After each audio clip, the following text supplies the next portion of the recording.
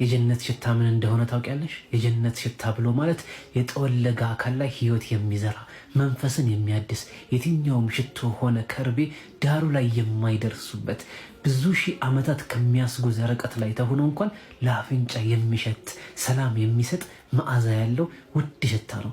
ጀሀነም ውስጥ ካልሆንም በስተቀር የትኛውም ርቀት ላይ ሆነን የሚሸተን ምድር ላይ ግን ለአንዴ እንኳን አፍንጫችን አጣጥሞት የማያውቀው የውመል ቂያማ ብቻ የምንሸልመው ታላቅ የሆነ ሽልማት ነው። ይህ ከርቀት ያለው ሽታ ብቻ ነው። ውስጥ የገቡትስ ምን ያህል ሊሆን ከእርሱ ጋር የሚወዳጁ የሚጣጣሙት? ታዲያ አይደለም ጀነት የጀነት ሽታን አታገኝም ብትባይ ምን ይሰማሻል? ረሱል ሰለላሁ ዐለይሂ ወሰለም ግን እንደዛ ብለዋል። አካላቸውን ለሚገላልጡ ሴቶችና ጸጉራቸውን ከኋላ ማጎፈሪያ እያሉ ሂጃብ እንዲያስረዝምላቸው የግመል ሻኛ የመሰለ ጸጉርን የሚጠቀሙ ሴቶች ጀነት አይገቡም፣ አረ እንዲያውም ሽታዋንም አያገኟትም ተብለዋል። ምን አይነት እድለቢስነት ነው!